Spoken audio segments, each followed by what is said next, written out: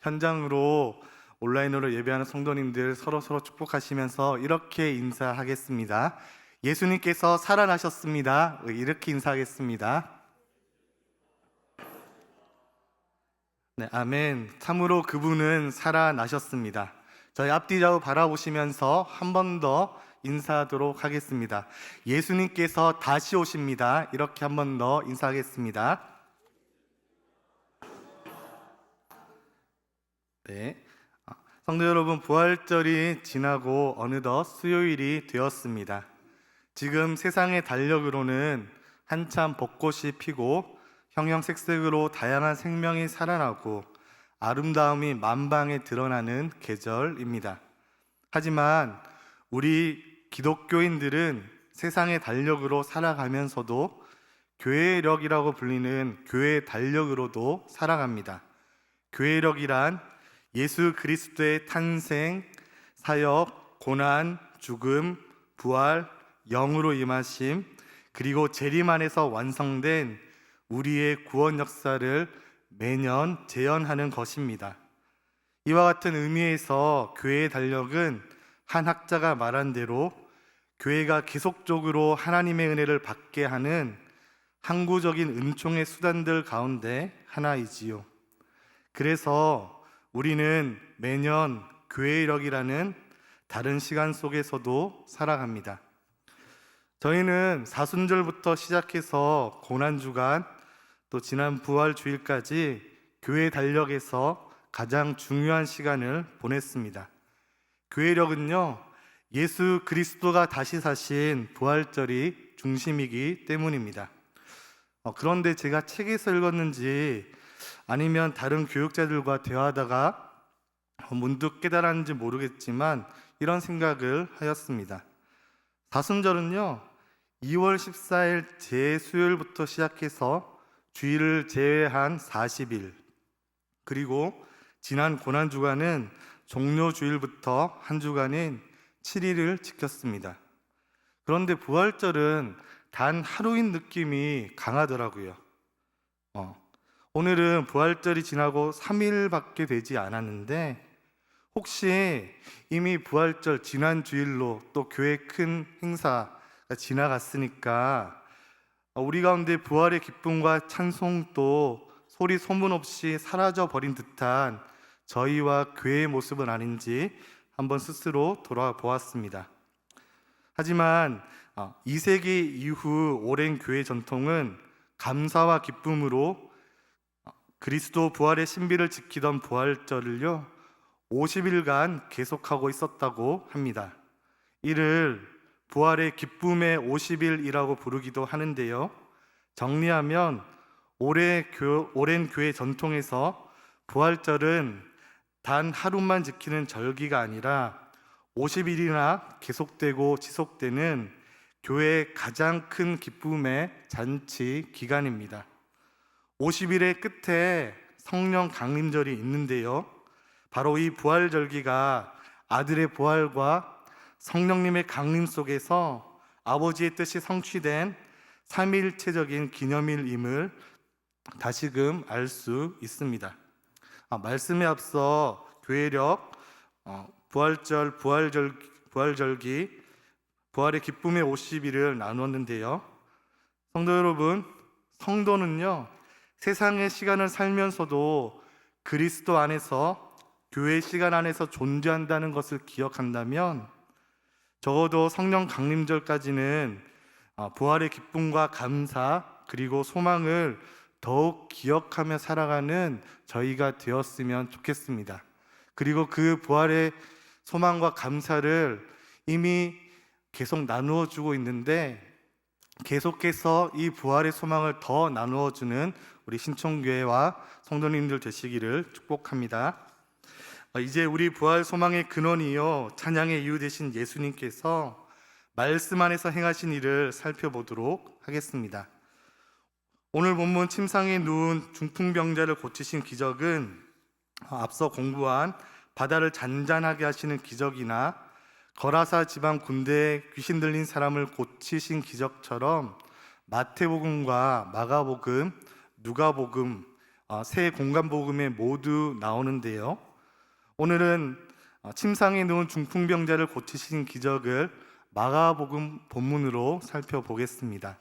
그 까닭은 마가복음이 이 기적에 대해 가장 세밀하게 또 생생하고 긴박하게 묘사하기 때문입니다. 그리고 세세하게 묘사된 마가복음이 예수님 되심이 가장 잘 드러납니다. 오늘 본문의 기적은 전형적인 치유 기적입니다. 그리고 이 기적은요, 특이하게도 예수 그리스도의 행하심 자체와 더불어 다른 기적과는 조금은 다르게 병자 자신의 믿음에 더하여 그를 메어 가지고 온 네 사람의 믿음이 치유의 모티브가 된다는 특징이 있습니다. 이제 기적의 내용을 살펴보도록 하겠습니다. 우리 1번 질문 우리 같이 읽어보도록 하겠습니다. 시작. 마가복음은 이 기적 사건을 언제 어디서 일어난 일이라고 기록합니까? 우리 1절 같이 또 읽도록 하겠습니다.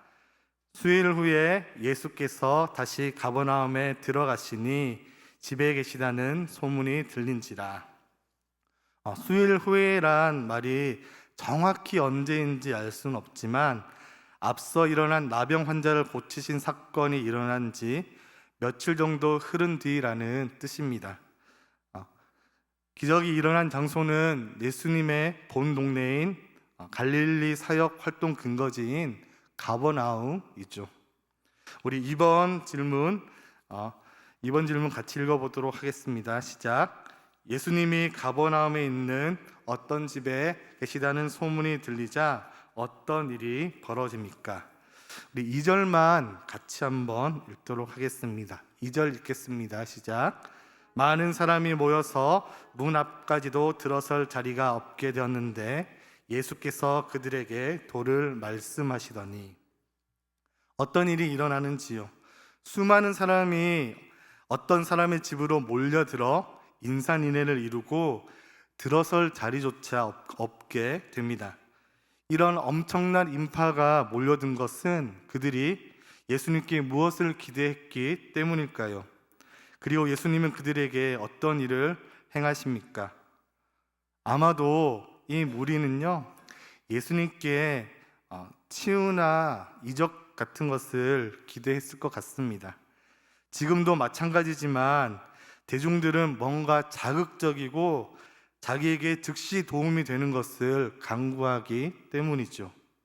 하지만 예수님께서는 그들의 기대와 달리 그들에게 도를, 즉 하나님 나라의 비밀과 복음을 가르치십니다. 기억하십시오. 기적에 앞선 것은 말씀이라는 것을 말입니다. 우리 이제 3번 질문 같이 읽어보도록 하겠습니다. 우리 3번 질문 읽겠습니다. 시작. 그때 어떤 병자가 그곳에 오게 됩니까? 그 병자는 어떤 방법으로 예수님께 도달하게 됐지요? 우리 3절, 4절도 같이 읽도록 하겠습니다. 3절, 4절 읽겠습니다. 시작. 사람들이 한 중풍병자를 네 사람에게 메어 가지고 예수께로 올세 무리들 때문에 예수께 데려갈 수 없으므로 그 계신 곳에 지붕을 뜯어 구멍을 내고 중풍병자가 누운 상을 달아내리니. 아마 병자의 가족인 사람들이 한 중풍병자를 친구 혹은 종인 네 사람에게 메어 가지고 예수님께 치유를 구하러 오죠. 중풍이란 뇌혈관이 막히거나 터져서 신체 일부나 몸 전체가 마비되는 중병인데, 이 중풍병자는 아마도 전신이 마비되어 전혀 거동할 수 없었던 모양입니다. 또 우리 성경의 다른 본문들을 읽어보시면 알겠지만 보통 이런 예수님의 치유 사건에서는요, 예수님과 치유를 받는 자가 대화를 나누는데 대화 장면이 미처 없는 것을 보니 이 중풍병자는 언어 장애가 와서 말까지 할 수 없는 지경에 이르렀던 것으로 보입니다. 그를 예수님께로 메고 간 네 사람은 누구일까요?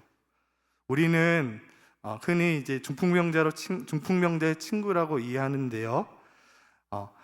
아마 이 네 사람은 그 환자를 위해 아낌없는 헌신을 다하는 이웃이요, 동료요, 형제요, 친구였을 것입니다.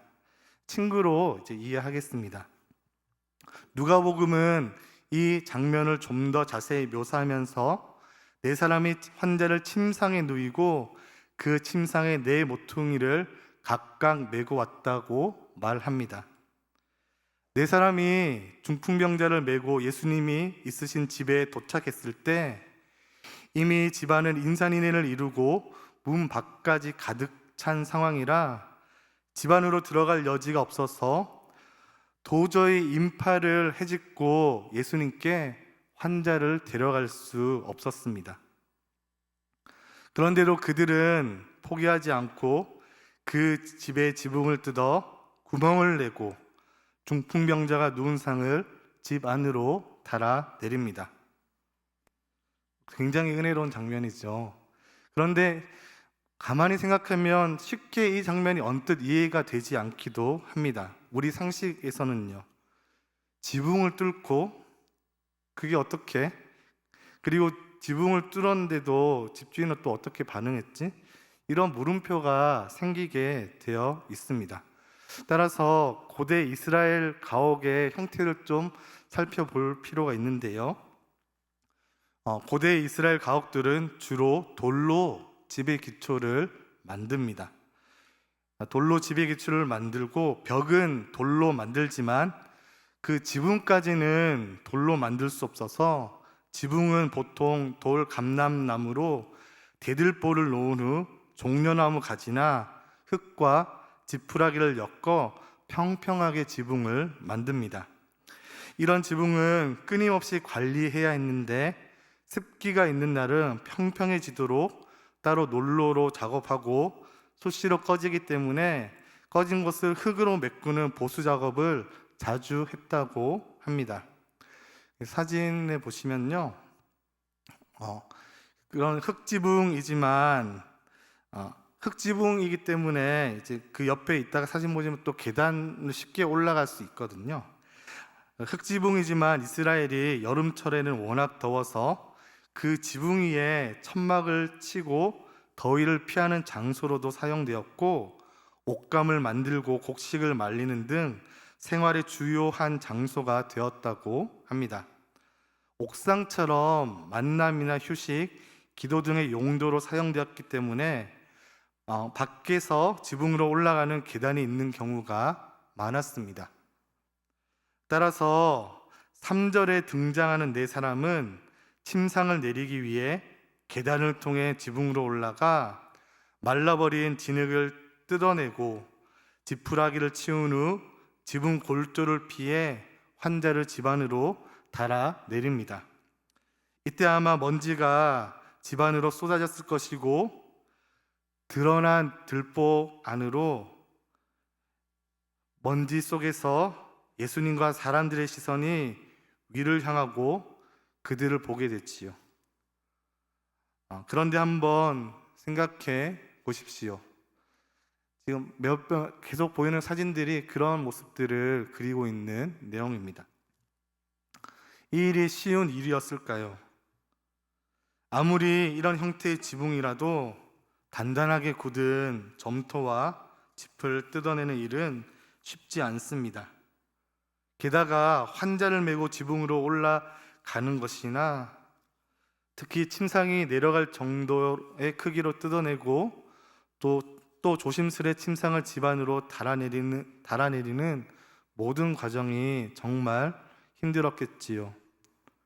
먼지가 집 안으로 쏟아질 때 집 안에 있던 예수님이나 군중은 놀랐을 것이고 사람들은 이 네 사람을 핀잔하거나 요란스럽게 군다고 질책을 했을지도 모릅니다. 하지만 번거롭고 불편한 일을 무엇보다도 다른 사람들의 시선을 의식하지 않고 이 일을 네 사람이 했다는 것에서 저희는 무엇을 알 수 있을까요? 도대체 내 친구는 왜 이렇게까지 했을까요? 한번 단단히 생각해 보시겠어요? 왜 이렇게까지 했을까? 뭐 적어 보셔도 좋고 머릿속에서도 한번 생각해 보시면 좋겠습니다. 다양한 이유가 있겠지만 도대체 이 친구들은 왜 이렇게까지 했을까? 한번 질문을 정말 던져보면 좋겠습니다. 잠깐만 1분만 생각할게요. 1분만.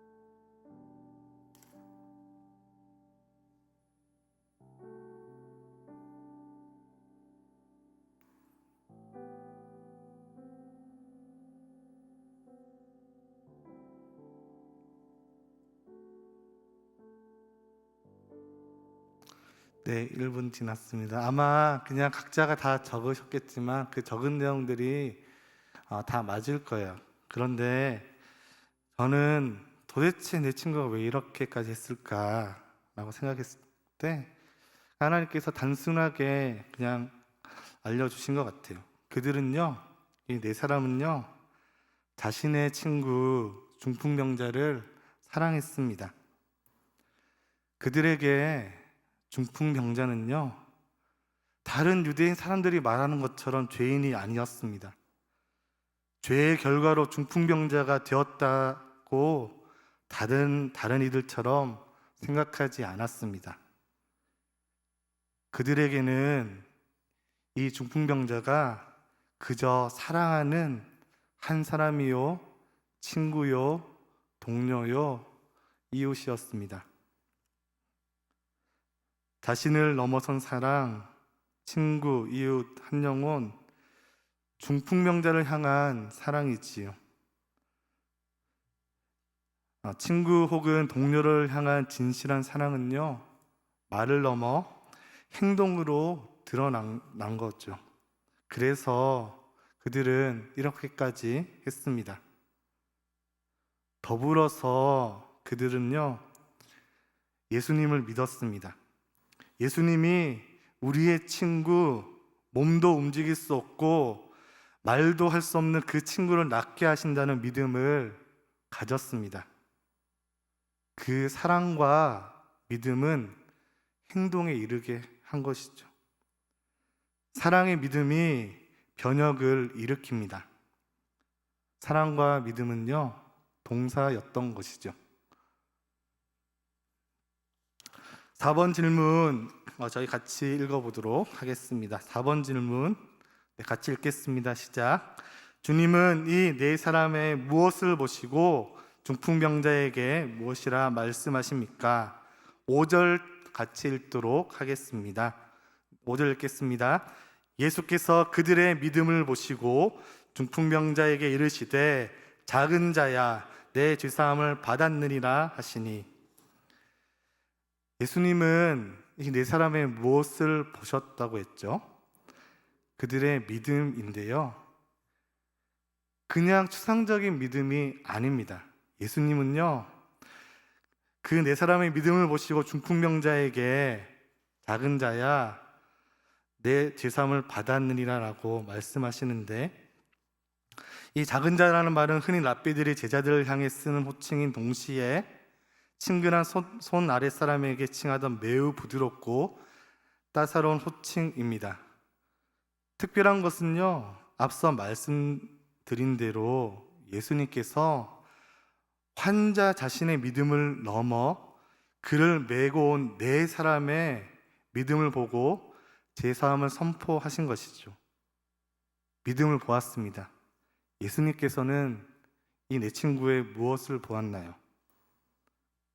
조금 더 구체적으로 중풍병자를 메고 온 그들의 사랑을 보았습니다. 중풍병자에게 포기하지 말라고 말하면서 또 사람들에게는 여기 치유받아야 할 한 사람이 한 사람이 있다라고 외친 입술과 그들의 말을 보았습니다. 사람들로 막혔는데 포기하지 않고 지붕을 뜯은 그들의 끈기와 정성을 보았습니다. 조심스럽게 굽혀 침상을 내리던 그들의 손, 팔과 허리, 얼굴을 보았습니다. 그들의 마음을 보시고 말을 넘어서 행동하는 그들의 사랑을 보았습니다.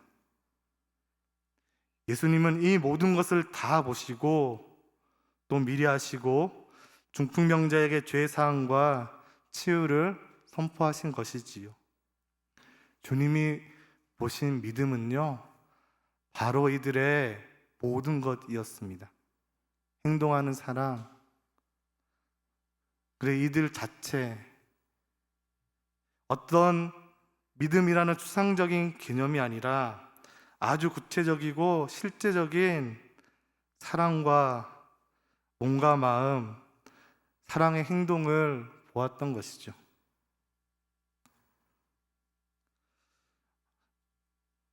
그런데 5번 질문 같이 읽도록 하겠습니다. 5번 질문 같이 읽겠습니다. 그런데 그 모습을 보던 서기관들이 어떤 생각을 합니까? 6절, 7절인데요. 같이 읽도록 하겠습니다. 어떤 서기관들이 거기 앉아서 마음에 생각하기를 이 사람이 어찌 이렇게 말하는가? 신성모독이로다. 오직 하나님 한 분 외에는 누가 능히 죄를 사하겠느냐? 예수님께서는 그들의 사랑을 보았는데 어떤 서기관들은요, 신성모독이라고 생각하면서 그 자리에 있던 몇몇의 서기관들이 다 같은 생각을 한 모양입니다. 그들이 왜 모여 있었을까요? 주님의 말씀을 들으러, 기적을 체험하러? 아니겠지요. 다른 이유가 있었습니다. 다른 본문들을 이제 유추해 볼 때 이들은 신학적인 관점에서 예수님을 어떻게 하든 책잡기 위해서 그 자리에 있었습니다.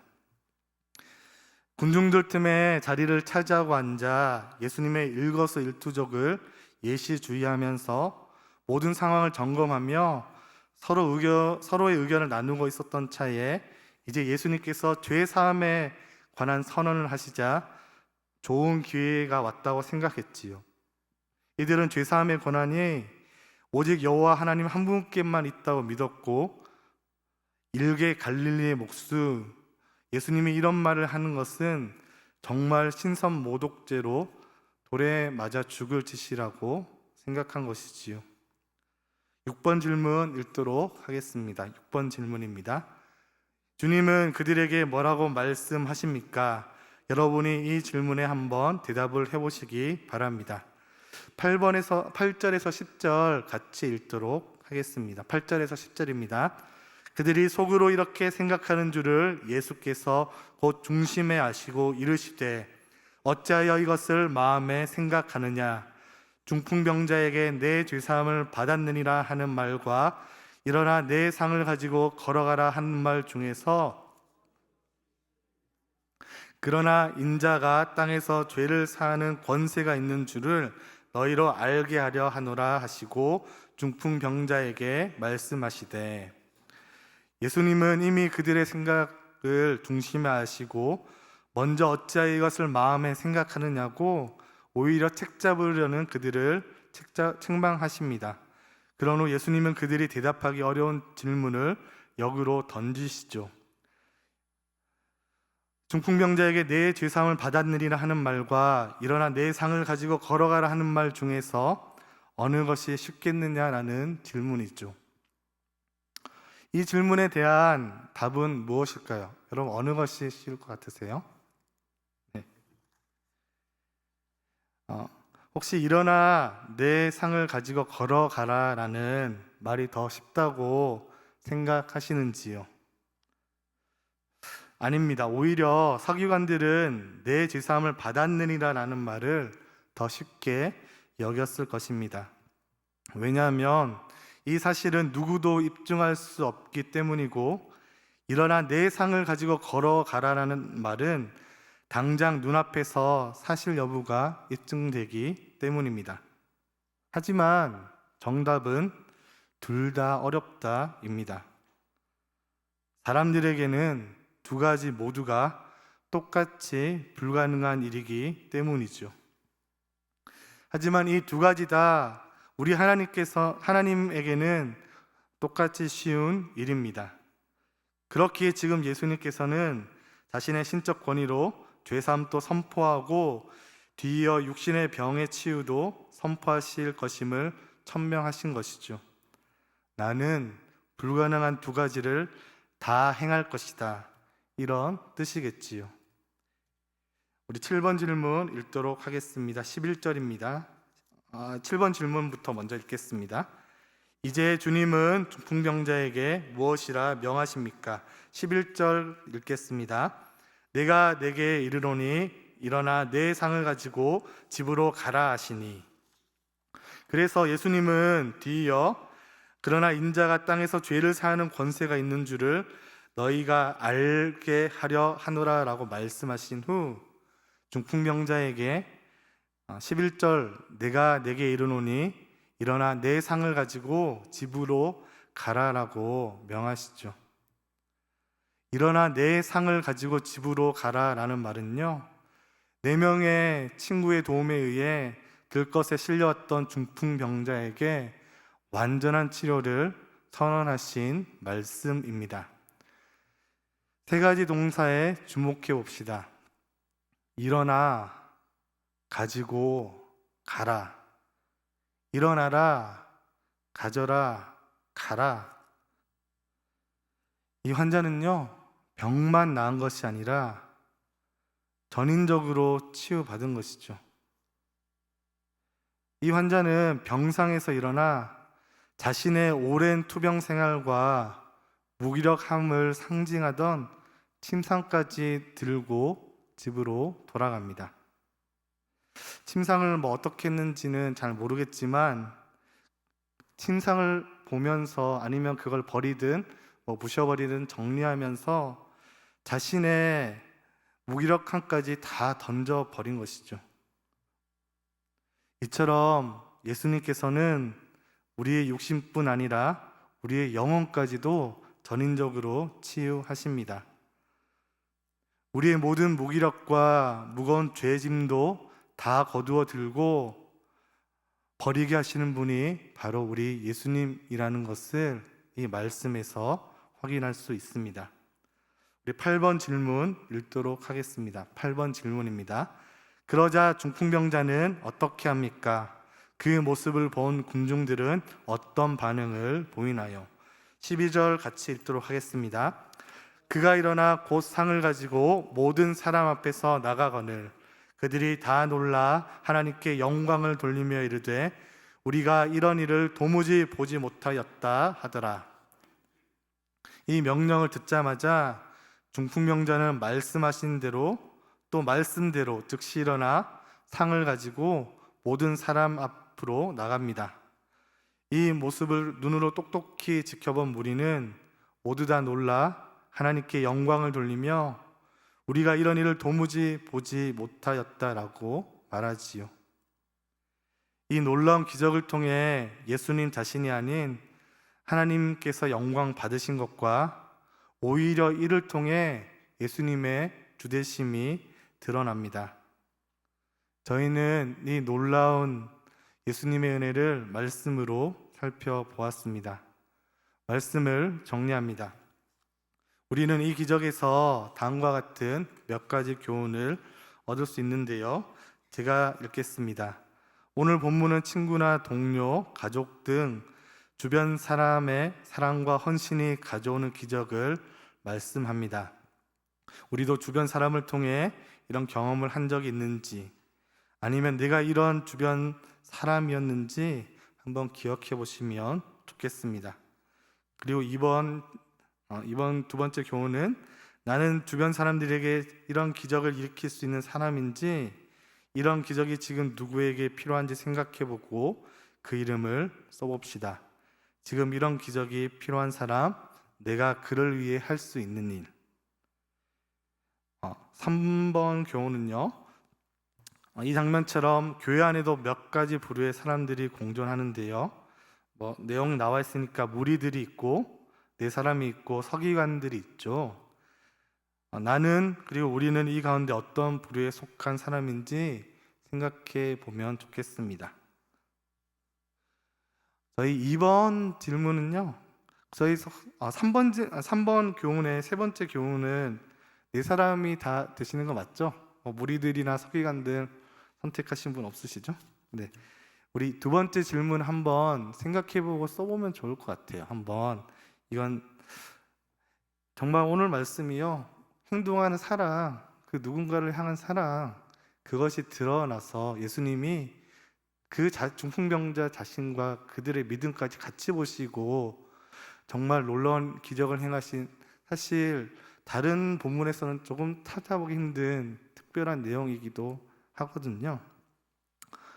혹시 우리가 이 말씀처럼 예수님 작은 예수가 되어서 또 이 네 사람이 되어서 이런 기적을 일으킬 수 있는 사람이라면 지금 우리 주변에 누군가가 이런 도움을 기다리고 있지 않을까요? 기도하는 것을 넘어서요, 말을 하는 것을 넘어서요, 우리가 할 수 있는 작은 거 한번 해봤으면 좋겠습니다. 한번 생각해서 잠깐 적어보는 시간 가지면 좋을 것 같아요. 그리고 지금 꼭 생각나지 않더라도 그냥 오늘 말씀 기억하면서 성령님께서 우리 일상 가운데서 보여주실 때 그냥 말을 넘어서 사랑한다면, 예수님의 사랑이 우리 가운데 있다면 그냥 행해 보시면 좋겠습니다.